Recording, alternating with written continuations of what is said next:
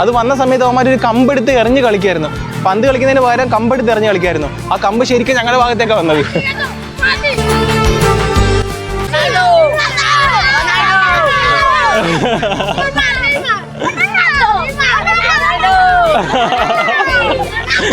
അവിടെ അവർ അടിയായ കേട്ടോ, റൊണാൾഡോ ആണോ മെസ്സി ആണോ എന്ന് പറഞ്ഞിട്ട്.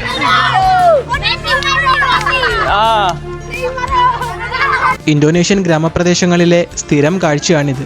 സ്കൂളൊക്കെ വിട്ട് വൈകുന്നേരമാവുമ്പോൾ കുട്ടികൾ ഒരു പന്തുമായി ഇതുപോലൊരു സ്ഥലത്ത് ഒത്തുകൂടും. അവിടെ അവർ കളിച്ചും ചിരിച്ചും സന്ധ്യ മയങ്ങും വരെ ആഘോഷിക്കും. അവരറിയുന്നുണ്ടോ ആവോ അവരുടെ ജീവിതത്തിലെ ഏറ്റവും നല്ല സമയങ്ങളിലൂടെയാണ് അവർ കടന്നു പോകുന്നതെന്ന്. ഇതൊക്കെ കാണുമ്പോൾ നമ്മളിൽ ആർക്കൊക്കെയാണ് കുട്ടിക്കാലം മിസ് ചെയ്യുന്നത്. Okay, aku pulang ya. Assalamualaikum, hati-hati, semangat.